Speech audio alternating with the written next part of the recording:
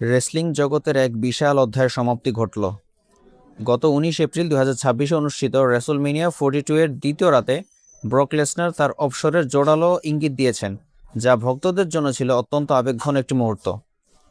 Wrestling রিংয়ে যার পদচারণায় প্রতিপক্ষরা ভয় কুঁকড়ে যেত, সে দ্য বিস্ট খ্যাত ব্রক লেসনার তার বর্ণাঢ্য ক্যারিয়ারের ইতি টেনেছেন। দীর্ঘ ২ দশকেরও বেশি সময় ধরে আধিপত্য বিস্তার করার পর রেসলমেনিয়া 42 এর মঞ্চে তিনি যে দৃশ্য উপহার দিয়েছেন তা রেসলিং ইতিহাসের অন্যতম আবেগময় মুহূর্ত হিসেবে স্মরণীয় হয়ে থাকবে। এবারে রেসলমেনিয়ার ৪২তম আসরে ২৭ বছর বয়সী ওবা ফেমির মুখোমুখি হয়েছিলেন লেসনার। প্রায় ৫ মিনিটের এক বিধ্বংসী লড়াইয়ের পর ওবা ফেমির কাছে পরাজয় বরণ করেন তিনি। কিন্তু ম্যাচ শেষের দৃশ্যটি ছিল একেবারেই অভাবনীয়। ম্যাচ হারার পর লেসনার রিংয়ের মাঝখানে তার বুট জোড়া এবং গ্লাভস খুলে রেখে আসেন। রেসলিং এবং কমব্যাট স্পোর্টসের ভাষায় এটি হলো অবসরের একটি চিরাচরিত প্রতীক। সাধারণত পাথর কঠিন হৃদয়ের মানুষ হিসেবে পরিচিত লেসনারকে সে সময় অশ্রুসিক্ত চোখে দেখা যায়, যা গ্যালারিতে উপস্থিত হাজার হাজার ভক্তদের স্তব্ধ করে দেয়।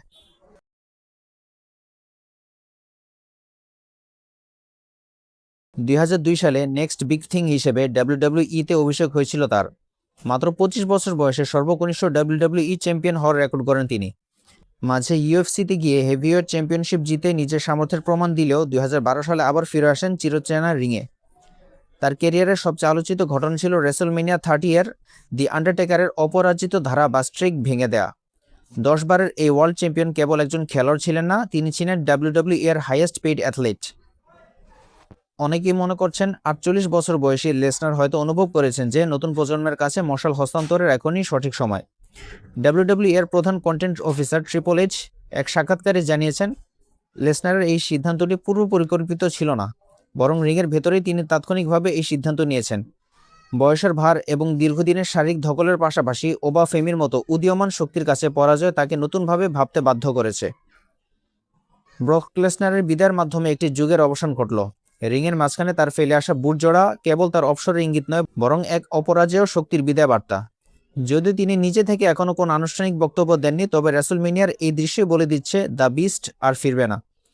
ভক্তদের হৃদয়ে তিনি আজীবন একজন বিধ্বংসী যোদ্ধা হিসেবে থেকে যাবেন।